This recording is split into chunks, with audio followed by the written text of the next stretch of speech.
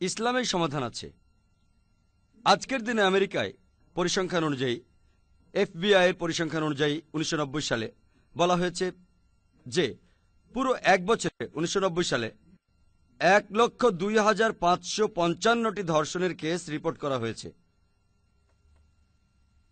আরো বলছে যে যতগুলি কেস রিপোর্ট করা হয়েছে সেসব কেসের মাত্র 16%। যদি আপনি ওই বছরে ধর্ষণের সংখ্যা জানতে চান, এটাকে 6.25 দিয়ে গুণ করুন, তাহলে আপনি দেখবেন 6,40,968টি ধর্ষণের ঘটনা ঘটেছে শুধুমাত্র 1990 সালে। যদি এটাকে বছরের 365 দিন দিয়ে ভাগ করেন, প্রত্যেক দিন গড়ে 1990 সালে 1,756টি ধর্ষণের ঘটনা ঘটেছে। আমি আরেকটা পরিসংখ্যানের কথা বলবো পরবর্তীতে, যেখানে বলছে যে প্রত্যেক দিন 1,900-রও বেশি ধর্ষণের ঘটনা ঘটে শুধুমাত্র আমেরিকাতে। বছরটা দেয়া ছিল না, হতে পারে 92 বা 93 সালে। আমেরিকা এখন অনেক সাহসী। 1,900, তার অর্থ প্রতি 1.3 মিনিটে একটা ধর্ষণের ঘটনা ঘটছে। আমরা এখানে আছি প্রায় 1 ঘন্টা, এই সময় 40টারও বেশি ধর্ষণ হয়ে গেছে আমেরিকাতে। এই 1 ঘন্টার সময়ে 40টারও বেশি ধর্ষণ হয়ে গেছে ইউএসএতে। এখন FBI এর পরিসংখ্যান 1990 সালে, আবারও বলছি, যে যতগুলো কেস রিপোর্ট করা হয়েছে 16%, যতগুলো রিপোর্ট করা হয়েছে তার 10% অ্যারেস্ট হয়েছে। তার মানে ধর্ষকদের 1.6% অ্যারেস্ট হয়েছে। যারা অ্যারেস্ট হয়েছে তাদের 50% মুক্তি পেয়েছে বিচার হওয়ার আগেই, অর্থাৎ মাত্র 0.8% ধর্ষকের ট্রায়াল হয়। তার অর্থ যদি একজন মানুষ 125টা ধর্ষণ করে, তার অ্যারেস্টার ট্রায়াল হওয়ার সম্ভাবনা মাত্র 1%। 125টা ধর্ষণ করলেন আর মাত্র একবার শাস্তি পেলেন, বেশ সুন্দর খেলা। 125টা ধর্ষণ করলেন আর সরকার আপনাকে শাস্তি দেবে, তার সম্ভাবনা 1, বেশ সুন্দর খেলা। আর সেই লোকগুলো যারা ট্রায়ালের ভেতর দিয়ে যায় 50% শাস্তি পায় 1 বছরেরও কম কারাদণ্ড। যদিও আমেরিকার আইন বলে 7 বছরের সশ্রম কারাদণ্ড, কিন্তু জজ বলে সে প্রথমবার ধর্ষণ করেছে, শাস্তিটা একটু কমিয়ে দেই, একটু নরম হই। 125টা ধর্ষণ করলো, সে একবার ট্রায়ালে আসে, আর জজ বলে একটু নরম হয়ে প্রথমবার ধর্ষণ করেছে। এটা হলো আমেরিকার FBI এর পরিসংখ্যান। আমি একটা প্রশ্ন করি, যদি আমেরিকায় ইসলামী শরিয়া প্রয়োগ করা হয় যে যখনই কোনো পুরুষ কোনো মহিলাকে দেখবে সে দৃষ্টি নিচু করবে, যখনই তার মনে কোনো খারাপ চিন্তা আসবে, মহিলারা তারা হিজাব পরবে, পুরো শরীর ঢাকা, শুধু মুখ আর হাতের কবজি বাঁধে, আর তারপরে যদি কেউ ধর্ষণ করে তার শাস্তি হবে মৃত্যুদণ্ড। আমি একটা প্রশ্ন করি, আমেরিকায় ধর্ষণের হার কি বেড়ে যাবে, একই থাকবে, নাকি কমে যাবে? এটা কমে যাবে। এটাই কার্যকর আইন। আপনি শরিয়া প্রয়োগ করেন, হাতে হাতে ফল পাবেন। আর ইসলাম, আলহামদুলিল্লাহ, আমি আগেও বলেছি, মানবজাতির সমস্যার সমাধান দেয়। পশ্চিমা বিশ্বের আরেকটি বড় সমস্যা হলো অ্যালকোহলিজম। এটা থেকে অন্যান্য সমস্যাও জন্ম নেয়, আর পবিত্র কোরআন এর সমাধান দিয়ে বলছে। সূরা মাইদার 30 নম্বর আয়াতে উল্লেখ আছে যে, হে মুমিনগণ, মদ্যপান ও জুয়া ঘৃণ্য বস্তু, মূর্তি পূজার বেদী ও ভাগ্য নির্ধারক স্বর, এইগুলি শয়তানের কাজ। এইগুলি বর্জন করো যাহাতে তোমরা সফল কাম হও। কোরআন বলছে যে মদ্যপান, জুয়া, এগুলো শয়তানের কাজ, এগুলো বর্জন করো যাহাতে তোমরা সফল কাম হও। হয়তো জানেন একটা অংশ আছে ব্রেনে যেটা আপনাকে অনুচিত কাজ করতে বাধা দেয়। উদাহরণস্বরূপ, আমাকে যদি প্রাকৃতিক ডাকে সাড়া দিতে হয়, আমাকে মন বলবে এখানে করো না, তুমি টয়লেটে যাও। যদি আমি অশ্রদ্ধা করে কথা বলি, আমার মন বলবে শ্রদ্ধা করে কথা বলো। তোমার বাবা মাকে অশ্রদ্ধা করো না, বড়দের অশ্রদ্ধা করো না, আমার মন বলবে। যখন আপনি মদ পান করবেন, ব্রেনের এই অংশটা ঘুমিয়ে পড়বে অ্যালকোহলের জন্য। আর আপনি অনেক অ্যালকোহলিককে পাবেন যারা জামা কাপড়ে প্রস্রাব করে, তারা কথা বলে অশ্লীল ভাষায়, তারা মদ্যপ অবস্থায় বাবা মাকে শ্রদ্ধা করে না, আর তাদের সামনে কে আছে কে নাই কেয়ার করে না। তারা মুখে যা আসে তাই বলে, কারণ তাদের ব্রেনের সেই অংশটা ঘুমিয়ে পড়েছে। আর পরিসংখ্যান, পশ্চিমা বিশ্বের পরিসংখ্যান বলে, বিশেষ করে আমেরিকার, যে বেশিরভাগ ধর্ষণ যা সংঘটিত হয়, বেশিরভাগ মানে 95 ভাগের বেশি ধর্ষণ সংঘটিত হয়, এই সময় কেউ একজন মাতাল থাকে। হয় ধর্ষক মাতাল অবস্থায় থাকে, অথবা আক্রান্তজন যে ধর্ষিত হয় সে মাতাল থাকে। 95%-এর বেশি। আর এর প্রায় সব ঘটনাই হলো অজাচার। অজাচার কি জানেন? অজাচার মানে নিকটাত্মীয়র সাথে যৌন কর্ম। বাবা ও মেয়ে, মা ও ছেলে, ভাই ও বোন, অজাচার। আর এটা তখনই হয় যখন মানুষ মাতাল থাকে। বেশিরভাগ ধর্ষণের ঘটনা 95 ভাগের বেশি, প্রায় সবগুলিই অজাচার, আর তারা তখন মাতাল অবস্থায় থাকে। আর চিন্তা করেন, এমনকি এইডসের অন্যতম একটি কারণ হল অ্যালকোহলিজম। এটা খুব বিপজ্জনক রোগ, যার কারণ হলো অ্যালকোহলিজম। কেউ কেউ হয়তো বলবে, ও আমরা তো সোশ্যাল ড্রিঙ্কার। এই মাঝে মধ্যে একটু। কিছু লোক বলবে ঠান্ডা দেশে, যেহেতু সেখানে অনেক ঠান্ডা, তাই এক পেক খাই, এটা এমন ক্ষতিকর না। আমি তাদের বলি, যদি আপনার ঠান্ডা লাগে তাহলে ফায়ারপ্লেসের কাছে গিয়ে বসুন, কোনো কিছু খেতে হবে না। আর যদি খেতেই হয় তাহলে মধু খান না কেন? এতে আপনি অ্যালকোহলের চেয়ে বেশি গরম হবেন। তবে মধু খেলে কোনো ধাক্কা পাবেন না, যেটা মদে পাবেন। মানুষ অজুহাত দেয়। আর কিছু পশ্চিমা লোক আমাকে বলেছে, দেখো ভাই জাকির, ইসলাম গ্রহণ করতে আমার আপত্তি নেই, কিন্তু আমি অ্যালকোহল ছাড়তে পারবো না। কিছু কিছু লোক আছে যারা এমন অজুহাত দেবে ইসলাম না গ্রহণ করার জন্য। আমি বলেছিলাম যে ভাই, ধরুন আমি আপনাকে ফতোয়া দিলাম, ধরুন যে আপনার জন্য অ্যালকোহলের অনুমতি আছে, অ্যালকোহল খেতে পারেন, কোনো সমস্যা নেই, তখন কি ইসলাম গ্রহণ করবেন? সে চুপ হয়ে গেল। মানুষ অজুহাত দেয় ইসলাম গ্রহণ না করার জন্য। শুধুমাত্র একটা কারণে ইসলাম গ্রহণ করছে না তা নয়। তারা বলে ইসলাম ধর্ম ভালো, কিন্তু আমি আমার অ্যালকোহল ছাড়তে পারবো না। আমি বললাম ঠিক আছে, আপনি শিরক ছেড়ে দিন, আমি লিখে দেব অ্যালকোহল, কোনো সমস্যা নেই। আল্লাহ হয়তো আপনাকে ক্ষমা করতেও পারেন। শিরক করলে আল্লাহ আপনাকে ক্ষমা করবেন না, সমস্যা নেই। যদি ইসলাম গ্রহণে মদ্যপানই একমাত্র বাধা হয়, আমি আপনাকে সার্টিফিকেট দেব যে সমস্যা নেই, ইসলামের অন্যান্য কর্তব্যগুলো পালন করুন। এগুলোকে বলা যায় হিকমা। আল্লাহ মানুষের ইসলাম গ্রহণ না করার অজুহাতগুলো দেখবেন না। তবে এই ইসলামে এই সমস্যার সমাধান আছে। কেউ কেউ বলে যে আমার বাবা একজন সোশ্যাল ড্রিঙ্কার, অনেক দিন ধরেই।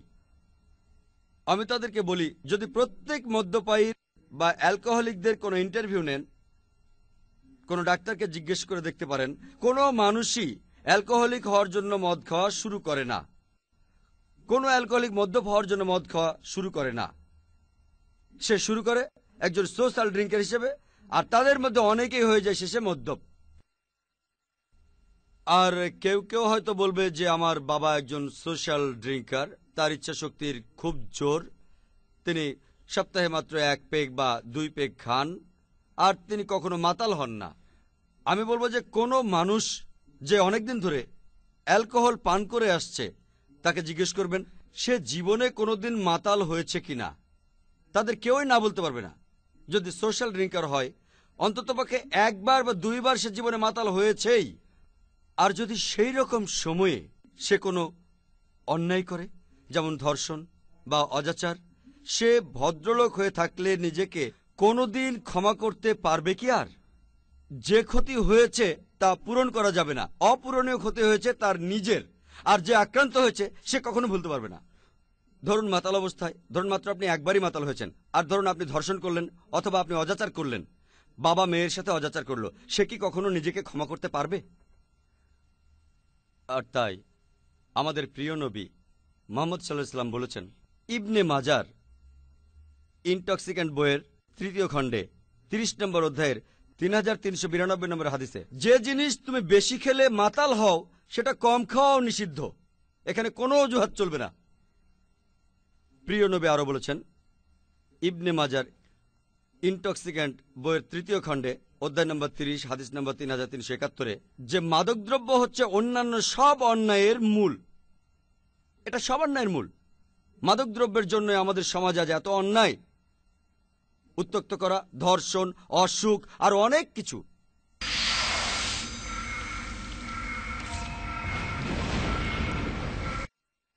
আমাদের নবী বলেছেন, 10 প্রকার মানুষ হলো অভিশপ্ত যারা অ্যালকোহলের সাথে যুক্ত থাকে।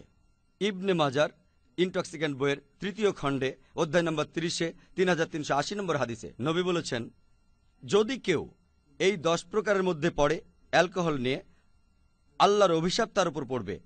যারা অ্যালকোহল তৈরি করে, যারা অন্যের জন্য অ্যালকোহল তৈরি করে, যারা এটা পান করে, যারা এটা বহন করে, যারা এটা অন্যের জন্য বহন করে, যারা পরিবেশন করে, যারা বিক্রি করে, যারা এই মদ বিক্রি থেকে লাভ করে, যারা এটা কেনে, যারা এটা অন্যের জন্য কেনে, এই সব ধরনের মানুষের উপর অভিশাপ থাকে আল্লাহ সুবহানাহু ওয়া তাআলার। আর অনেক অসুখ আছে যাতে মানুষ আক্রান্ত হতে পারে যদি মাদকদ্রব্য নেয়। আমরা একটা আলোচনা করতে পারি মাদকদ্রব্যের ক্ষতিকর দিকের উপরেই, যেটা পশ্চিমা বিশ্ব জানে, তারা জানে না তা নয়, সেজন্য তাদের মধ্যে বিপ্লবও হয়েছে কয়েকবার, সেটার কথা পরে কখনো বলবো। এর উপর আলোচনা করতে গেলে শুধুমাত্র অসুখের লিস্ট করতে দিন পেরিয়ে যাবে। আমি কয়েকটা নাম বলছি। একটা খুব বিপজ্জনক অসুখ যার সাথে সম্পর্ক আছে অ্যালকোহলের, সেটা হলো লিভার সিরোসিস। মদ পান করলে আরও যে অসুখ হতে পারে তা হলো গলায় টিউমার হতে পারে, মাথায় ঘাড়ে হতে পারে, পাকস্থলীতে টিউমার হতে পারে, লিভারেও হতে পারে। মদ খেলে হতে পারে ইউসোফ্রাজাইটিস, গ্যাস্ট্রাইটিস, প্যাঙ্কেটাইটিস, হেপাটাইটিস। তার হতে পারে কার্ডিওমায়োপ্যাথি, হতে পারে অ্যানজাইমা, হতে পারে হাইপারটেনশন, আর্থ্রোসিরোসিস। এই সব অসুখই অ্যালকোহলের সাথে যুক্ত। তার হতে পারে প্যারাফেল নিউরোপ্যাথি, কার্টিক্যাল অ্যাট্রোফি, সেরিব্রাল অ্যাট্রোফি যদি মদ পান করে। মদের সাথে যুক্ত আছে স্ট্রোক, ফিট হয়ে যাওয়া, প্যারালাইসিস, অ্যাপোপ্লেক্সি। তার হতে পারে ওয়ার্নিক্স কস্কো সিনড্রোম। এটা এক ধরনের সিনড্রোম যেখানে রোগী তার বর্তমানের সব কথা একেবারে ভুলে যায় আর অতীতের সব কথা তার মনে পড়ে যায়। থাইমেন ডেফিসিয়েন্সি হতে পারে অ্যালকোহলের কারণে। আরও অনেক অসুখ হতে পারে, যেমন পেলাগ্রা, বেরিবেরি। তার হতে পারে ডেলিরিয়াম ইন্টারমিনেন্স, অপারেশনের পর হতে পারে ইনফেকশন। যখন সে এই মদ খাওয়া ছেড়ে দিতে চায়, হয়তো তখন তার এই অবস্থায় খুব আধুনিক হাসপাতালেও সে মরে যেতে পারে। তার মধ্যে বিভিন্ন এন্ডোক্রাইনাল সমস্যা দেখা দিতে পারে, যেমন মিক্সোডিমা, হাইপোথাইরয়েডিজম, কাস্কি সিনড্রোম। তার হেমাটোলজিক্যাল ডিজঅর্ডারও দেখা দিতে পারে, যেমন জিন সিনড্রোম। তার হতে পারে ফলিক অ্যাসিড ডেফিসিয়েন্সি, যার সাথে আছে মাইক্রোসাইটিক অ্যানিমিয়া। হতে পারে প্লেটলেট ডিজঅর্ডার, থ্রাম্বোসাইটোপিনিয়া। সাধারণ ঔষধ যেমন ফ্ল্যাজিল বা মেট্রোনিডজল জাতীয় ঔষধ তার শরীরে কাজ করতে পারে না যদি সে নিয়মিত অ্যালকোহল পান করে। যদি কেউ নিয়মিত অ্যালকোহল পান করে, তার রোগ প্রতিরোধ ক্ষমতা, তার ইমিউনিটি কমে যায়, তার বিভিন্ন ইনফেকশনের সম্ভাবনা বেড়ে যায়। ফুসফুসের রোগ, এনফেসিমা, টার্মিনাল টিউবারকুলোসিস, লাং অ্যাবসিস, এরকম সময়ে তার কফ রিফ্লেক্স কমে যেতে পারে, কফ ফুসফুসে চলে যেতে পারে, হতে পারে লাং অ্যাবসিস, এনফেসিমা। একজন মানুষ এসব রোগে মারাও যেতে পারে। আর এই মাদকদ্রব্যের সমস্যা, অ্যালকোহল মহিলাদের আরও বেশি ক্ষতি করে থাকে। একজন পুরুষের চাইতে একজন মহিলার লিভার সিরোসিস হওয়ার সম্ভাবনা বেশি। যদি কোনো মহিলা গর্ভাবস্থায় অ্যালকোহল পান করে, তার হতে পারে অ্যালকোফিটা সিনড্রোম। এতে সন্তানেরও ক্ষতি হতে পারে, অনেক অসুখ হতে পারে, চর্মরোগ হতে পারে, যেমন অ্যালোপেশিয়া, এক্সিমা, প্যারোনিকিয়া, সোমোটাইটিস, অনেক অসুখ। আপনি এই অসুখগুলি লিস্ট করবেন কয়েকদিন আর আলোচনা করবেন কয়েক মাস। তবে এখনকার ডাক্তার পশ্চিমারা, তারা বলছে মেডিকেল জার্নালে যে অ্যালকোহলিজম একটা অসুখ। এটা একটা অসুখ, এটা অ্যাডিকশন না। আপনার যেমন টাইফয়েড হতে পারে, টিউবারকুলোসিস হতে পারে। আর সাধারণত অসুস্থ মানুষ দেখলে আমরা সহানুভূতি দেখাই, অসুস্থ মানুষ দেখলে সহানুভূতি দেখায়। বেচারা লোকটা টাইফয়েড হয়েছে, তার ইনফ্লুয়েঞ্জা হয়েছে, সে অসুখে পড়ে কষ্ট পাচ্ছে। ডাক্তারই আমাদের জানাচ্ছে অ্যালকোহলিজম একটা অসুখ। আমি তাদের বলি, অ্যালকোহলিজম অসুখ হয়ে থাকলে এটাই একমাত্র অসুখ যা বোতলে বিক্রি হয়। এটাই একমাত্র অসুখ যা কিনা বিভিন্ন দোকানে বিক্রি করা হয়। এটাই একমাত্র অসুখ যা দিয়ে পৃথিবীর বিভিন্ন দেশের সরকার আয় করে, পশ্চিমা সরকারগুলি সহ। এটাই একমাত্র অসুখ যার বিজ্ঞাপন দেখানো হয় টেলিভিশনে, স্যাটেলাইটে, রেডিওতে, নিউজ পেপারে আর ম্যাগাজিনে। এটাই একমাত্র অসুখ যার কারণে হাইওয়েতে অ্যাক্সিডেন্ট হয়। এটাই একমাত্র অসুখ যা পরিবার ধ্বংস করে দেয়। এটাই একমাত্র অসুখ যা ভাইরাস বা রোগ জীবাণুতে ছড়ায় না। এটা কোনো অসুখ না। পবিত্র কোরআনে সূরা মাইদার 90 নম্বর আয়াতে বলা হয়েছে যে ইহা কোনো অসুখ নয়, ইহা শয়তানের কার্য। সুতরাং উহা বর্জন করো, যাহাতে তোমরা সফল কাম হও। আর ইসলামে এর সমাধানও আছে। এমনও হতে পারে যে আপনি এই সমস্যাগুলিতে আকৃষ্ট হতে পারেন, যেটা পশ্চিমে আছে, যেটা পৃথিবীতে আছে। ইসলাম সমাধান দেয় কিভাবে এই সমস্যা থেকে দূরে থাকবেন। আর তা হল সালাত। সালাত শুধু প্রার্থনায় নয়, প্রার্থনা মানে সাহায্যের আবেদন করা, মুক্তির জন্য। সালাতে সাহায্য চাওয়ার পাশাপাশি আমরা আল্লাহর নির্দেশনা চাই এবং তার প্রশংসা করি। সেজন্য আমি সালাতকে বলি এক ধরনের প্রোগ্রামিং, এক ধরনের কন্ডিশনিং। কারণ সালাতের কারণে আমরা কন্ডিশনড হয়ে যাই, প্রোগ্রামড হয়ে যাই। কেউ যদি বলে আপনি কোথায় যাচ্ছেন, উত্তরটা প্রোগ্রামিংয়ে যাচ্ছি, ব্রেন ওয়াশিংয়ে যাচ্ছি, উত্তরটা ভালো শোনায় না, সেজন্য লোকে প্রার্থনাকে সালাত বলে। আমার তাতে কোনো আপত্তি নাই, তবে এতে করে সালাতের পুরো অর্থ বোঝায় না। সালাতে মনে করিয়ে দেয়া হয় যখন ইমাম সাহেব বিভিন্ন আয়াত পাঠ করেন। সূরা ফাতিহার পর তিনি সূরা বাকারার 188 নম্বর আয়াত পড়তে পারেন যে তোমার সম্পদ বিচারকগণের নিকট পেশ করিও না, অর্থাৎ ঘুষ দিও না। তিনি সূরা মাইদার 90 নম্বর আয়াত পড়তে পারেন যে মদ্যপান এবং জুয়া শয়তানের কার্য। আমরা প্রোগ্রামড হচ্ছি বারবার, কারণ পৃথিবী এমন ভাবে আকর্ষণ করে যে তাতে করে হতে পারে যে আমরা বিপথে চলে গেলাম। সেজন্য আল্লাহ সুবহানাহু ওয়া তাআলা আমাদের সমাধান দিয়েছেন কিভাবে আমরা সুপথে থাকব, সরল পথে থাকব। আজকের দিনে পশ্চিমা বিশ্ব ভয় পায় শুধু একটা জিনিসকে। পশ্চিমা বিশ্ব সবচেয়ে বেশি যেটাকে ভয় পায় তা হলো ইসলাম। পশ্চিমা বিশ্ব বলতে আমি পশ্চিমের নেতৃস্থানীয় দেশগুলির কথা বলছি। তারা ইসলামকে ভয় পায়, খুবই ভয় পায়। জানেন কেন? কারণ যে আনন্দবিলাসের শীর্ষে তারা আছে, সব ক্ষতির জিনিসই তাদের সমাজে আছে। পশ্চিমা বিশ্ব ভয় পাচ্ছে যে এই সব কিছুই বন্ধ হয়ে যাবে।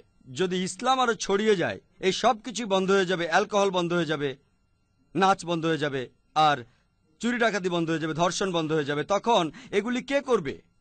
পশ্চিমা বিশ্বের নেতারা। বেশিরভাগই ইসলামকে ভয় পায়, আর এই জন্যই মিডিয়া নিয়মিতভাবে ইসলামের বিরুদ্ধে বিভিন্ন কথা বলে যাচ্ছে। টেলিভিশনে আপনি দেখবেন, রেডিওতে শুনবেন, ম্যাগাজিন পড়বেন, নিউজ পেপার ইসলামের বিরুদ্ধে কথা বলেই যাচ্ছে, ইসলামের নিন্দা করে যাচ্ছে। যদি শোনেন কোথাও বোমা বিস্ফোরণ হয়েছে, সেটা অবশ্যই কোনো মুসলমান করেছে। মুসলমানরা মৌলবাদী আর সন্ত্রাসী। এমনকি ওকলাহোমা বোম্বিংয়ের সময়ও নিউজ পেপারে হেডলাইন ছিল মধ্যপ্রাচ্যের ষড়যন্ত্র। কিছুদিন পর তারা জানতে পারল কাজটা একজন আমেরিকান সৈন্যের। এটা খবর কাগজের মাঝখানে এসেছিল, হেডলাইন হয়নি। মুসলমানরা মৌলবাদী, এটা হেডলাইনে আসবে, আর আসল খবর থাকবে কাগজের ভিতরে। আর এরকম খবরও হয়তো শুনে থাকবেন যে 50 বছরের একজন মুসলমান 16 বছরের এক মেয়েকে বিয়ে করেছে। ছোট করে লেখা আছে যে অনুমতি নিয়ে, কিন্তু 50 বছরের একজন মুসলমান 16 বছরের মেয়েকে বিয়ে করেছে, খবরের কাগজের হেডলাইন হবে এটা। কিন্তু যখন 50 বছরের এক অমুসলিম 6 বছরের একটি মেয়েকে ধর্ষণ করে, এই খবরটা খুব ছোট করে আসবে, ছোট করে কোনো একটা কোনায়। 50 বছরের এক লোক, এটা খুবই সাধারণ। অনুমতি নিয়ে যদি বিয়ে করেন, মেয়েটার অনুমতি, বাবা মায়ের অনুমতি, তারপরও হবে সেটা অন্যায়। তাহলে পশ্চিমা বিশ্বের নেতারা নিন্দা করে ইসলামের। মুসলমান মৌলবাদী, মুসলমান সন্ত্রাসী, ইসলামে মেয়েদের ছোট করে দেখে, এইসব এর উত্তর আমি দিয়েছি আমার ক্যাসেটে। ইসলামে মেয়েদের অধিকার, ইসলাম সম্পর্কে ভুল ধারণার উপর যে লেকচার দিয়েছিলাম সেখানেও আছে। কিন্তু এসব বাদ দিলেও, যদিও পশ্চিমা নেতারা প্রায় ইসলামের বিরুদ্ধে, আলহামদুলিল্লাহ অনেক পশ্চিমাই ইসলাম গ্রহণ করছে। এই প্রশ্নটা ভুল হবে যদি বলেন কেন পশ্চিমারা ইসলামের কাছে আসছে। পশ্চিমারা ইসলামের কাছে আসছে না, তারা ইসলামের কাছে ফিরে আসছে। কারণ আমাদের প্রিয় নবী বলেছেন, প্রত্যেক মানুষ দ্বীনুল ফিতর নিয়ে জন্মায়, অর্থাৎ আল্লাহর ধর্ম। সে জন্মায় মুসলমান হয়ে, পরবর্তীতে তার বাবা মা আর আশেপাশের লোকজনের প্রভাবে সে শুরু করে দেয় মূর্তি পূজা বা আগুন পূজা। তাই সঠিক শব্দটা লোকে বলবে কনভার্ট, আর আমি বলবো রিভার্ট। কনভার্ট মানে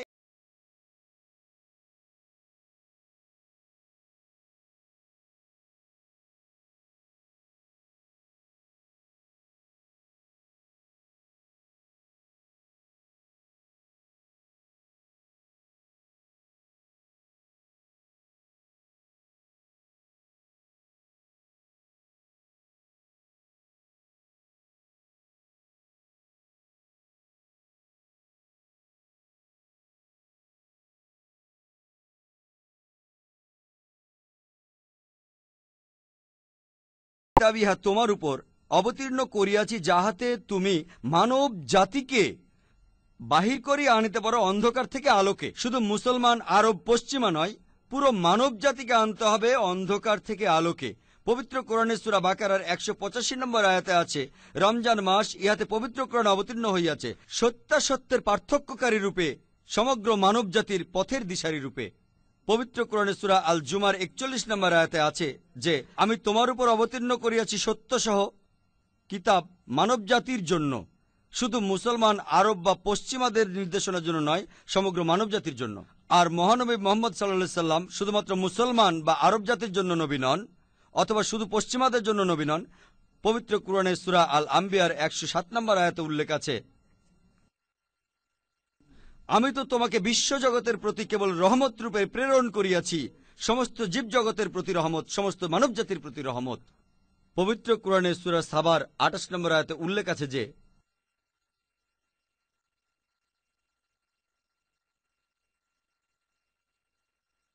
আমি তো তোমাকে প্রেরণ করিয়াছি সমগ্র মানব জাতির জন্য, তাদের প্রতি সুসংবাদদাতা ও সতর্ককারী রূপে, কিন্তু অধিকাংশ মানুষই তাহা জানে না। মাল্টিমিডিয়া পিসি এলিফ্যান্ট রোডের কাটাবন মসজিদ কমপ্লেক্সে অবস্থিত কম্পিউটার বিক্রয়ের একটি অনন্য প্রতিষ্ঠান মাল্টিমিডিয়া পিসি। এখানে কম্পিউটারের যাবতীয় অ্যাক্সেসরিজ পাওয়া যায় এবং কম খরচে অভিজ্ঞ ইঞ্জিনিয়ার দ্বারা কম্পিউটার, প্রিন্টার, মনিটর সার্ভিসিং করা হয়। এছাড়াও দেশি বিদেশি 2000-এরও অধিক ইসলামী সিডি, ভিসিডি থেকে আপনার পছন্দের কপিটি সংগ্রহ করুন। মাল্টিমিডিয়া পিসি। আর এজন্যই ইসলাম ধর্ম শুধুমাত্র পশ্চিমাদের জন্য নয়, ইসলাম ধর্ম পুরো মানব জাতির জন্য। আর এই কথাটাই একবার ছাপা হয়েছিল প্লেন ট্রুথ ম্যাগাজিনে। রেফারেন্স ছিল রিডার্স ডাইজেস্ট অ্যালমাইনাক ইয়ার বুক 1986 সালে। সেখানে একটা পরিসংখ্যান ছিল প্রধান ধর্মগুলির অনুসারীর সংখ্যা কত হারে বৃদ্ধি পেয়েছে 1934 সাল থেকে 1984 সাল পর্যন্ত। এই 50 বছর সময়ের মধ্যে প্রধান ধর্মগুলির অনুসারীর সংখ্যা কত হারে বৃদ্ধি পেয়েছে। 1 নম্বরে ছিল ইসলাম 235%, খ্রিস্টান ধর্ম মাত্র 47%। আজ আমেরিকায় যে ধর্মের প্রসার সবচেয়ে বেশি সেটা ইসলাম, ইউরোপে যে ধর্মের প্রসার সবচেয়ে বেশি সেটা ইসলাম। আর আল্লাহ সুবহানাহু ওয়া তাআলা ঠিক এই কথাটাই পবিত্র কোরআনে বলেছেন সূরা আল সাফের 9 নম্বর আয়াতে এবং সূরা আল তাওবার 33 নম্বর আয়াতে, হুয়াল্লাযী আরসালা রাসূলাহু বিল হুদা ওয়া দীনিল হক লিইয়ুযহিরাহু আলা দীনি কুল্লি। যার অর্থ আল্লাহ তার রাসূলকে প্রেরণ করিয়াছেন হিদায়াত ও সত্য দিন সহ, যাতে করে ইসলাম ধর্ম অন্য সব ধর্মের উপরে থাকে, অন্য সব মতবাদের উপরে থাকে, অন্য সব জীবন দর্শনের উপরে থাকে। হতে পারে তা নাস্তিকতা, ধর্মনিরপেক্ষতা, মার্কসিজম, কমিউনিজম, পশ্চিমাবাদ। ইসলাম ধর্ম সবার উপরে অবস্থান করে, সবার উপরে থাকে, সবার উপরে বিজয়ী হয়। যদিও মুশরিকগণ ইহা অপছন্দ করে, যদিও পূজারীগণ ইহা অপছন্দ করে। এই একই কথা তৃতীয়বার একটু অন্যভাবে বলা হয়েছে পবিত্র কোরআনের সূরা আল ফাতের 28 নম্বর আয়াতে,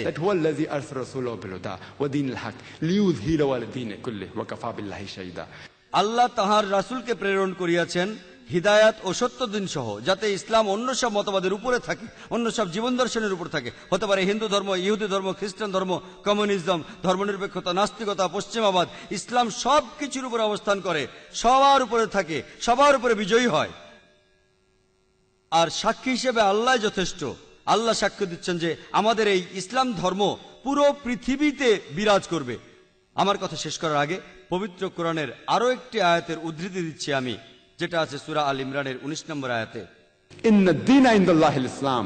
নিঃসন্দেহে ইসলামই আল্লাহর নিকট একমাত্র দিন। ওয়া আখিরু দাওয়ানা আলহামদুলিল্লাহি রাব্বিল আলামিন। ধন্যবাদ মিস্টার জাকির নায়েক। এবার আমরা শুরু করতে যাচ্ছি প্রশ্ন এবং উত্তর পর্ব। শুরু করার আগে আপনাদের কিছু নিয়ম কানুন জানিয়ে দেই। আপনার প্রশ্ন যথাসম্ভব সংক্ষিপ্ত করার চেষ্টা করবেন, একেবারে অল্প কথায়। চেষ্টা করবেন আপনার প্রশ্ন যাতে খুব বেশি বড় না হয়ে যায়। আর যদি একটার বেশি প্রশ্ন থাকে তাহলে প্রথমে একটা প্রশ্ন করুন, অন্যদের সুযোগ দিন, তারপর আবার প্রশ্ন করুন প্লিজ। আপনাদের কাছে প্রশ্ন লেখা থাকলে সামনে দিতে পারেন। আসসালামু আলাইকুম ওয়া রাহমাতুল্লাহি ওয়া বারাকাতুহু। আমার প্রশ্নটা বহু বিবাহ নিয়ে। কোরআনে খুব স্পষ্টভাবে বলা আছে যে বহুবিবাহ স্বীকৃত, যদিও এর নিয়ম খুব কঠিন, যদিও এর বিচার খুব কঠিন। তাই যে পুরুষ একাধিক বিয়ে করছেন তিনি আসলে নিজেকে পরীক্ষায় ফেলছেন। আর অন্যদিকে আপনি যে পরিসংখ্যান দিয়েছেন তাতে মনে হয় বহুবিবাহই একমাত্র সমাধান। সংখ্যায় বেশি মহিলাদের জন্য মনে হয় বহুবিবাহই একমাত্র সমাধান। এখন আমার ধারণা যে পুরুষ একাধিক বিয়ে করছেন তিনি আসলে নিজেকেই পরীক্ষায় ফেলছেন। আপনি কি বলেন? বোন, আপনি বেশ সুন্দর প্রশ্ন করেছেন। আপনি বলেছেন যে কোরআনের নিয়ম অনুযায়ী একজন পুরুষ একাধিক বিয়ে করতে পারেন, মহিলারা বহুবিবাহ করতে পারেন না, তবে পুরুষেরা পারেন। মহিলাদের বহুবিবাহ ইসলামে নিষিদ্ধ, মহিলারা এটা পারবেন না, তবে পুরুষরা পারবেন। আর আপনি ঠিকই বলেছেন যে পুরুষ একাধিক বিয়ে করছে, সে আসলে নিজেকেই পরীক্ষায় ফেলছে। আর আমরা সবাই আসলে এখানে পরীক্ষা দিতে এসেছি, আল্লাহ বলেছেন। আর আপনি ভাবতে পারেন যে আমরা তো কম পরীক্ষা দিয়েও পাশ করতে পারি, মানুষ আসলে বোকা, তাই বেশি পরীক্ষা দিতে চায়। আর আপনি ঠিকই বলেছেন যে একাধিক বিয়ে করছে, সে নিজেকে পরীক্ষায় ফেলছে, আমি একমত।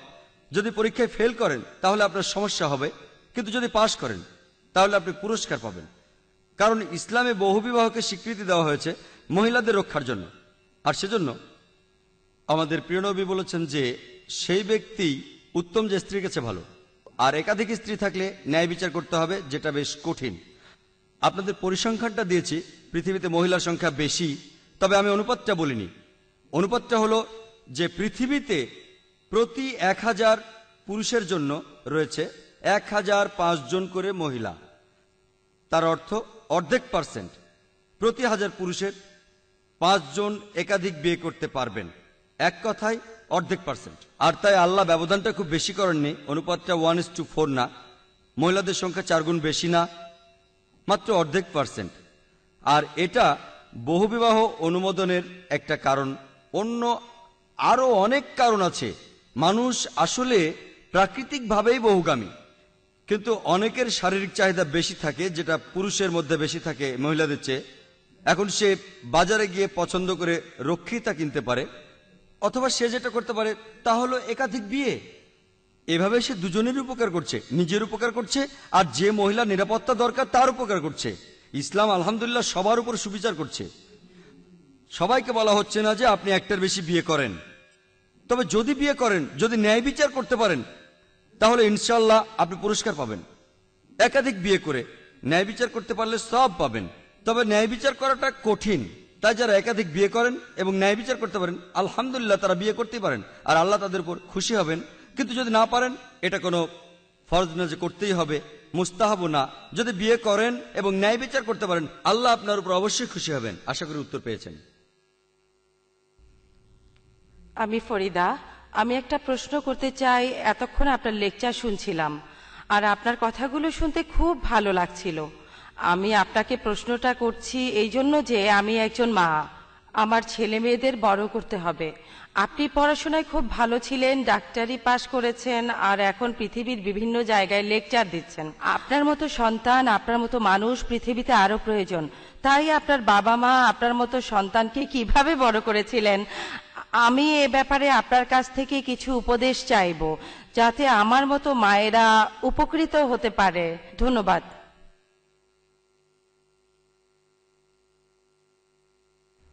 বোন, আপনি খুব সুন্দর প্রশ্ন করেছেন। উনি আমার লেকচার শুনেছেন, জানেন যে আমি একজন ডাক্তার, তাই আমার বাবা মা সম্পর্কে জানতে চাইলেন। আর ডাক্তার ইয়াহিয়া আলভি শুরুতে ঠিক কথাই বলেছিলেন, যদি এই পৃথিবীতে আল্লাহ সুবহানাহু ওয়া তাআলার পরে কাউকে ধন্যবাদ দিতে হয়, তিনি হলেন আমার মা। তবে আমার বাবা এবং পরিবারের অন্য সবাইও, আমার স্ত্রী সহ আমার পরিবারের সবাই, লোকে আমাকে প্রশ্ন করে, তারা এভাবে বলে যে আপনার পরিবারের সবাই এরকম, এটা তো আসলে একটা ফ্যামিলি প্ল্যানিং। তারা বলে, আমি বলি যে আমি পঞ্চম সন্তান বাবা মায়ের। যদি তারা ফ্যামিলি প্ল্যানিং করতেন তাহলে আমি এখানে থাকতাম না। ভেবেছিলাম তিনি হয়তো প্রশ্নটা দিয়ে এটা বোঝাচ্ছেন। আলহামদুলিল্লাহ সেরকম কিছু ছিল না, আমি পঞ্চম সন্তান। আলহামদুলিল্লাহ। লোকে ভাবে যে বেশি ছেলে মেয়ে থাকা ভালো না, তবে আলহামদুলিল্লাহ এটাও ভালো হতে পারে। এটা নির্ভর করে কিভাবে তাদের বড় করছেন, তাদের মানুষ করছেন। আর আমিও বলবো আমার বাবা মা আলহামদুলিল্লাহ তারা আমাকে যথেষ্ট স্বাধীনতা দিয়েছেন। তারা আমার উপর কোনো ব্যাপারে কখনো জোর খাটাননি যে এটা মানো, ধর্ম মানো। আলহামদুলিল্লাহ, আমার বাবা মা যথেষ্ট ধার্মিক, আলহামদুলিল্লাহ। তারা আমার উপর কখনো জোর করেননি, আমাকে যথেষ্ট স্বাধীনতা দিয়েছেন। তবে তারা সবসময় কোরআন ও সুন্নাহ মেনে চলেছেন, আলহামদুলিল্লাহ। যেহেতু আমি ছোটবেলা থেকে বাবা মাকে দেখেছি কোরআন আর সুন্নাহ মেনে চলতে, আলহামদুলিল্লাহ। মানুষ তার বাবা মায়ের কাছ থেকেই শেখে। তবে সবসময় এমনটা হয় না। আমরা ইতিহাস থেকে জানি যে নবীদের সন্তানেরাও কুপথে যেতে পারেন। এটা আসলে আল্লাহ সুবহানাহু ওয়া তাআলার ইচ্ছা ছাড়া হয় না। আল্লাহ সুবহানাহু ওয়া তাআলার ইচ্ছাই সবচেয়ে বেশি দরকার, বাবা মায়ের সাহায্যও দরকার। আর এর একটা কারণ হচ্ছে পবিত্র কোরআনে সূরা আল ইমরানের 160 নম্বর আয়াতে উল্লেখ আছে, আল্লাহ সাহায্য করিলে কেউ তোমাদের হারাতে পারবে না। যদি আল্লাহ সাহায্য না করেন তাহলে তিনি ছাড়া কে এমন আছে যে তোমাদের সাহায্য করিবে? আল্লাহ সাহায্য না করিলে কেউ সাহায্য করতে পারবে না। তাই মুমিনগণ নির্ভর করুক আল্লাহ সুবহানাহু ওয়া তাআলার উপর। আমার বাবা মা নির্ভর করেছিলেন আল্লাহ সুবহানাহু ওয়া তাআলার উপর। তারা আমাকে ডাক্তার বানানোর জন্য অনেক টাকা খরচ করেছেন। আর আমার মা চাইতেন তার ছেলে হবে সবচেয়ে সেরা ডাক্তার। তিনি চাইতেন আমি যেন ক্রিস বার্নার্ডের মতো হই, যিনি প্রথম হার্ট ট্রান্সপ্লান্ট অপারেশন করেছিলেন, সাউথ আফ্রিকার ডাক্তার। মা তার সঙ্গে দেখাও করেছিলেন, তিনি এটাই চেয়েছিলেন। আলহামদুলিল্লাহ, আমিও ডাক্তার হতে চেয়েছিলাম। আর আমি এই পেশাটা বেছে নিয়েছিলাম কারণ আমি ভেবেছিলাম, আর আসলেও তাই, আলহামদুলিল্লাহ, আমার দৃষ্টিভঙ্গি বদলায়নি, যে এক কথাই বললে মানুষের সেবা করার জন্য ডাক্তারি সবচেয়ে ভালো পেশা, ভালো পেশাগুলোর একটা। তাই আমি ডাক্তার হয়েছিলাম। আর আমার বাবাও একজন ডাক্তার ছিলেন, একজন সাইকিয়াট্রিস্ট। আর এভাবে আলহামদুলিল্লাহ আমি ডাক্তার হয়েছিলাম। তবে পরবর্তীতে শেখ দিদাতের উৎসাহে আমি দাওয়ায় যোগ দিলাম। তখন আবিষ্কার করলাম যে আমার রোগীদের শারীরিক অসুখের বদলে আধ্যাত্মিক অসুখ সারিয়ে অনেক বেশি তৃপ্তি পাচ্ছি আমি, অনেক বেশি তৃপ্তি। পৃথিবীতে হাজার হাজার ডাক্তার আছেন, তাদের অনেকে বিনামূল্যে চিকিৎসা করছেন, আমিও তাদের মতোই হব। তাই সেই সময় ঠিক করলাম যে আমি ডাক্তারি ছেড়ে দিয়ে পুরোপুরি দায়ী হয়ে যাব। আর তখন আমার বাবা মা আমাকে সাপোর্ট দিলেন। তারা হয়তো বলতে পারতেন, আমরা তোমার পেছনে এত টাকা খরচ করেছি, তোমার উপর আমাদের অনেক আশা ছিল ইত্যাদি, এখন তুমি ডাক্তারি ছেড়ে দেবে, 5.5 বছর ডাক্তারি পড়েছো, আর এখন আলহামদুলিল্লাহ আমার বাবা মা বললেন কোনো সমস্যা নেই, তুমি এই পথে যাও, এটা আল্লাহর পথ, আলহামদুলিল্লাহ। আমি মাকে জিজ্ঞেস করেছিলাম যে আমাকে তুমি কি হতে বলো যদি আমি ডাক্তারি পেশা ছেড়ে দিই? তুমি কি চাও যে আমি শেখ আহমেদ দিদাতের মতো হই নাকি ক্রিস বার্নার্ড? তো তিনি আমাকে উত্তরে বলেছিলেন যে আমি চাই তুমি দুটোই হও। তবে এখন তাকে জিজ্ঞেস করি যে তুমি কি চাও যে আমি একজন দায়ী হই শেখ আহমেদ দিদাতের মতো যা এখন করছি, নাকি তুমি চাও যে আমি হই ক্রিস বার্নার্ড? তিনি বলেছিলেন শেখ আহমেদ দিদাতের মতো একজন দায়ীর জন্য আমি 1000টা ক্রিস বার্নার্ড ছাড়তে পারি। আলহামদুলিল্লাহ। তাই বাবা মার সাপোর্ট আমাকে সাহায্য করেছে, কারণ বাবা মা আর ফ্যামিলির সাপোর্ট খুব বেশি দরকার দাওয়ার ক্ষেত্রে। সন্তানকে কিভাবে বড় করতে হবে, আর এই ব্যাপারে আমার লেকচার পাবেন শিশুদের জন্য ইসলাম। শিশুদের জন্য ইসলাম। মা হচ্ছেন কোন শিশুর সেরা শিক্ষক। আর প্রথম যে বইটা মায়ের দেওয়া উচিত, বাবা মায়ের উচিত সন্তানকে দেয়া কোরআন। কোরআন প্রথম বই, আর এটা আপনার সন্তানের জীবনের শেষ দিন পর্যন্ত সঙ্গী হয়ে থাকবে।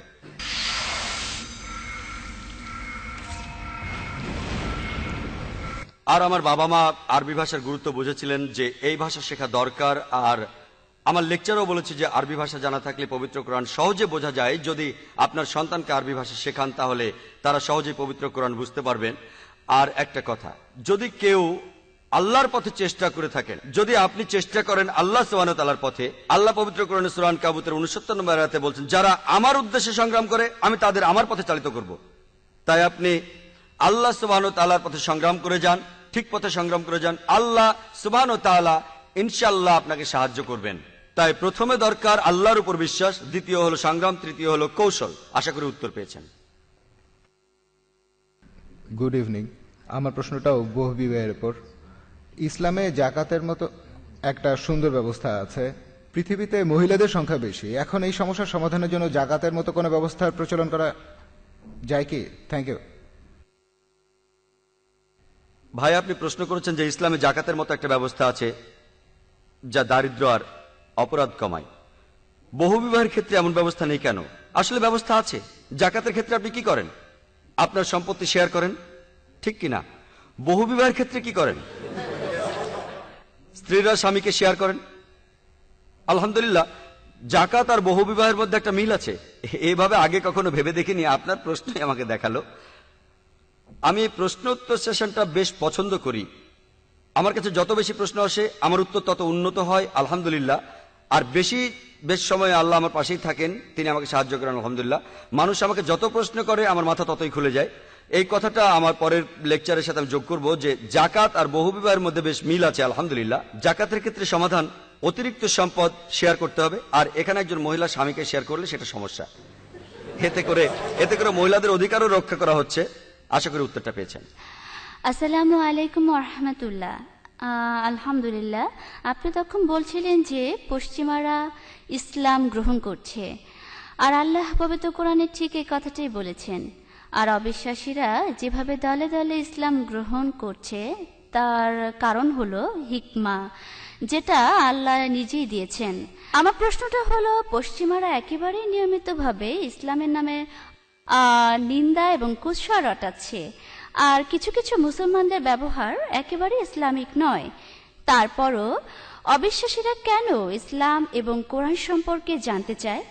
এর কারণ কি কোনো মুসলমানদের ব্যবহার, নাকি পশ্চিমা দেশগুলোতে কোনো দায়ীর আমন্ত্রণ, অথবা এখানে কি মানে আল্লাহর দেয়া হিদায়ার পাশাপাশি অন্য কোনো কারণ কি আছে? ধন্যবাদ। বোন, আপনি খুব সুন্দর একটা প্রশ্ন করেছেন যে মিডিয়া আর পশ্চিমারা সবসময় ইসলামের বিরুদ্ধে, তারপরও কেন পশ্চিমারা এখনো আলহামদুলিল্লাহ ইসলাম গ্রহণ করছে।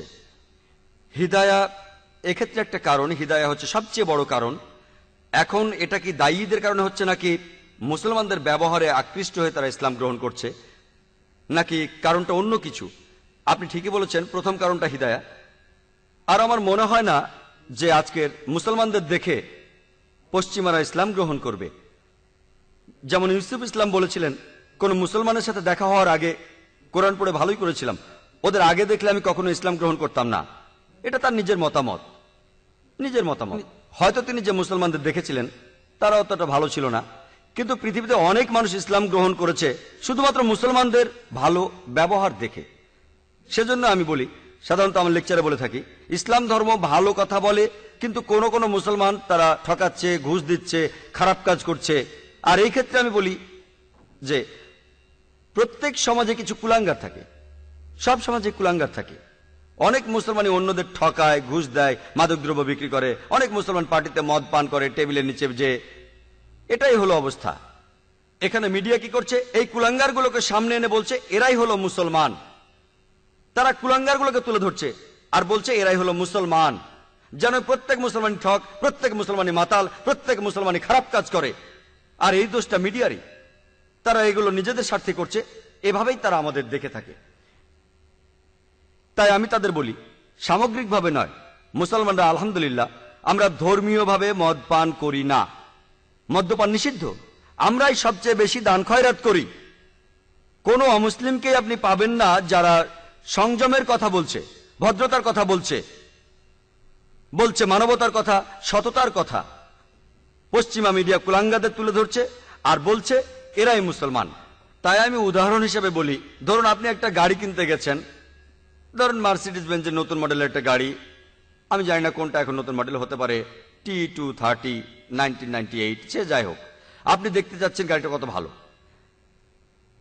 একজন লোককে গাড়িটা চালাতে দিলেন, সেই মার্সিডিজ গাড়ি, যে গাড়ি চালাতে জানে না, আর সে গাড়িটা অ্যাক্সিডেন্ট করলো। আপনি কাকে দোষ দেবেন? গাড়িকে দোষ দেবেন নাকি ড্রাইভারকে দোষ দেবেন? কাকে দোষ দেবেন? ড্রাইভারকে।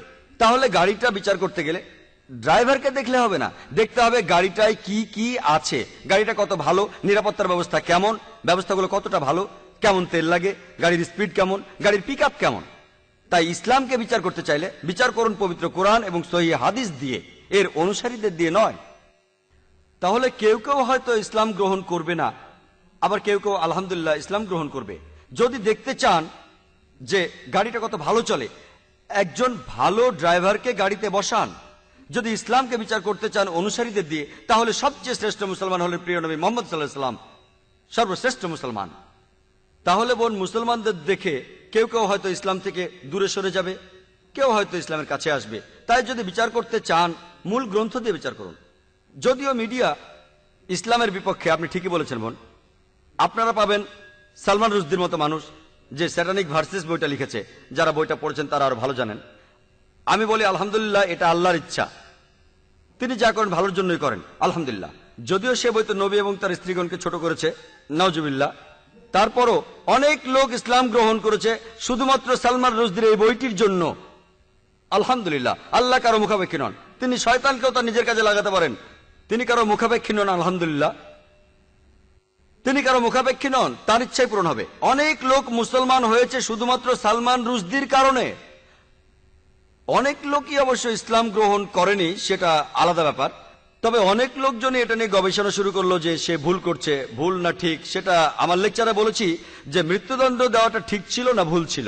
কিন্তু লোকজন যখন ভিন্ন ভিন্ন কথা বলতে লাগলো, পশ্চিমারা তখন এটা দূর করার জন্য রিসার্চ করতে লাগলো। আর যখন তারা মোহাম্মদ সাল্লাল্লাহু আলাইহি ওয়াসাল্লামের জীবন নিয়ে রিসার্চ করলো, আলহামদুলিল্লাহ তারা ইসলাম গ্রহণ করলো।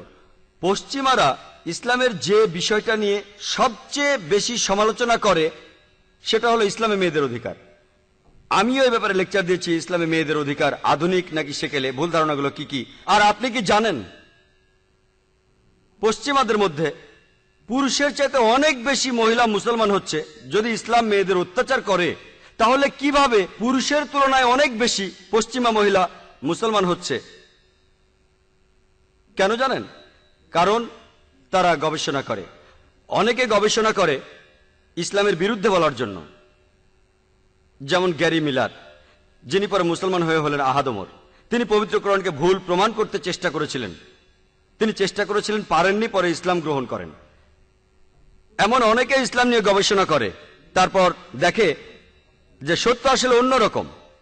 এখানে অনেক লোকই আলহামদুলিল্লাহ আল্লাহ এক একজনকে এক একভাবে হেদায়েত করে থাকেন। কেউ হয়তো মুসলমান দেখে ইসলাম ধর্ম গ্রহণ করে, কেউ গবেষণা করে ইসলাম ধর্ম গ্রহণ করে, কেউ হয়তো ইসলামকে আক্রমণ করছে তারপর মুসলমান হচ্ছে। এর সবচেয়ে বড় দৃষ্টান্ত হলেন হযরত ওমর রাদিয়াল্লাহু তাআলা আনহু। তিনি ছিলেন ইসলামের সবচেয়ে বড় শত্রু। আমাদের নবী তখন দোয়া করেছিলেন 2 ওমরের মধ্যে একজনের উপর আল্লাহ খুশি হবেন আর তাদের একজন যেন ইসলাম গ্রহণ করে। আলহামদুলিল্লাহ, তাই এক এক জায়গায় এক এক কারণ মানুষের সমস্যার হয়তো সমাধান হচ্ছে। দায়ীদের দায়িত্ব ও কর্তব্য সম্পর্কে বলি। আমার মনে হয় না, বিশ্বাস করুন, আমার মনে হয় না আমরা মুসলমানরা দায়িত্ব পালন করছি না। আসলে ইসলাম এমন একটা ধর্ম যেটা প্রচার করতে হয়। পবিত্র কোরআনে সূরা আল ইমরানের 110 নম্বর আয়াতে আছে, কুনতুম খায়রা উম্মাতিন উখরিজাত লিন-নাস, হে মুসলমানেরা, তোমরা শ্রেষ্ঠ উম্মত, মানব জাতির জন্য আসিয়াছো। তা'মুরুনা বিল মা'রুফ ওয়া তানহাউনা আনিল মুনকার ওয়া তু'মিনুনা বিল্লাহ, কারণ তোমরা সৎ কার্যে নির্দেশ দাও, অসৎ কার্যে নিষেধ করো এবং আল্লাহকে বিশ্বাস করো। আল্লাহ আমাদের বলেছেন শ্রেষ্ঠ উম্মত, কারণ আমরা মানুষকে ভালো কাজে নির্দেশ দেই, খারাপ কাজে নিষেধ করি এবং আল্লাহকে বিশ্বাস করি। প্রত্যেক মুসলমানের দায়ী হওয়া উচিত। ফুল টাইম দায়ী হতে না পারলেও পার্ট টাইম দায়ী হওয়া উচিত। আমাদের মধ্যে কতজন ফুল টাইম দায়ী আছেন এই পৃথিবীতে? গুণে দেখুন, অল্প কয়েকজন। এটা মুসলমান উম্মার জন্য লজ্জার ব্যাপার। তবে আল্লাহ প্রতিজ্ঞা করেছেন, এটা বলেই আমার কথা শেষ করব। সূরা আল সাফের 9 নম্বর আয়াত, সূরা আল তাওবার 33 নম্বর আয়াত এবং সূরা আল ফাতের 28 নম্বর আয়াতে আছে, ইসলাম অন্য সব মতবাদের উপরে থাকবে। সেখানে আমি বা আপনি থাকি বা না থাকি আমাদের মতো আবর্জনা। আল্লাহর কোনো দরকার নেই আমাকে বা আপনাকে তার ধর্ম প্রচার করার জন্য এই পৃথিবীতে বা পশ্চিমা বিশ্বে। আমরা তো আসলে আবর্জনা, আমাদেরকে আল্লাহর দরকার নেই। আল্লাহ আমাদের একটা সুযোগ দিচ্ছেন নবীজির হয়ে কাজ করে কিছু পুরস্কার পাওয়ার জন্য, পৃথিবীকে আরো সুন্দর করার। কিন্তু আমরা দায়িত্ব পালন করছি না। আমরা মুসলমানরা, আমাদের সবারই উচিত দাওয়ায় নিয়োজিত থাকা। কিন্তু খ্রিস্টানরা, তাদের দেখেন 60,000-এরও বেশি খ্রিস্টান মিশনারি এখনো পুরো পৃথিবীতে ধর্ম প্রচার করছে ফুল টাইম, আর তাদের পেছনে আরো হাজার হাজার মানুষ সাহায্য করছে। কতজন মুসলমানকে আপনারা পাচ্ছেন ফুল টাইম দায়ী হিসেবে? কতজন? এটা আমাদের জন্য লজ্জার ব্যাপার। তবে আল্লাহ, আপনি বা আমি থাকি বা না থাকি, আল্লাহ পবিত্র কোরআনে সূরা মুহাম্মদের 38 নম্বর আয়াতে বলেছেন যে, ওয়া ইন তাতাওয়াল্লাউ ইয়াস্তাবদিল কওমান গায়রাকুম সুম্মা লা ইয়াকুনু আমসালুকুম, যদি তোমরা বিমুখ হও আল্লাহ অন্য জাতিকে তোমাদের স্থলাভিষিক্ত করিবেন সুম্মা লা ইয়াকুনু আমসালুকুম, এবং তাহারা তোমাদের মতো হইবে না। আমরা হয়তো ভাবছি আমাদের কাছে বেহেশতে যাওয়ার চাবি আছে। যদি দায়িত্ব পালন না করি, আল্লাহ আমাদের জায়গায় বসাবেন অন্য মানুষদের, সুম্মা লা ইয়াকুনু আর আমসালুকুম, তারা আমাদের মতো হইবে না। আমরা তো ভাবি যে পশ্চিমারা অনেক খারাপ, আল্লাহ হয়তো তাদের উপর দায়িত্ব দেবেন। আল্লাহ আপনাকে সরিয়ে দেবেন যদি আপনি দায়িত্ব পালন না করেন। আল্লাহ আমাকে সরিয়ে দেবেন যদি পালন না করি। আপনাকে বা আমাকে আল্লাহর প্রয়োজন নেই, আমরা তো আবর্জনা। আল্লাহ আপনাকে বা আমাকে একটা সুযোগ দিচ্ছেন নবীজির হয়ে কাজ করার, যেখানে আপনি আমি পুরস্কার পাবো। দায়ীদের কর্তব্য সম্পর্কে বলতে গেলে আমি বলবো আমরা অনেক পেছনে আছি, এমনকি পাশ মার্কেরও নিচে। উম্মাহ হিসেবে, জাতি হিসেবে আমরা দায়িত্ব পালন করছি না। কিছু কিছু লোক অবশ্য আলহামদুলিল্লাহ আল্লাহ তাদের হায়াত দিন, সুস্বাস্থ্য দিন, কিন্তু সামগ্রিকভাবে আমাদের দায়ীর সংখ্যা অনেক কম। তাই বোন, আমি বলবো যে দাওয়াই সবচেয়ে বড় কাজ। আল্লাহ তার কাজগুলি ঠিকভাবে করিয়ে নেন। যদি যদি আমরা কোরআন অনুসরণ করি তাহলে আরো হাজার হাজার মুসলমান দাওয়ায় যোগ দেবেন। আশা করি আপনার উত্তরটা আপনি পেয়েছেন।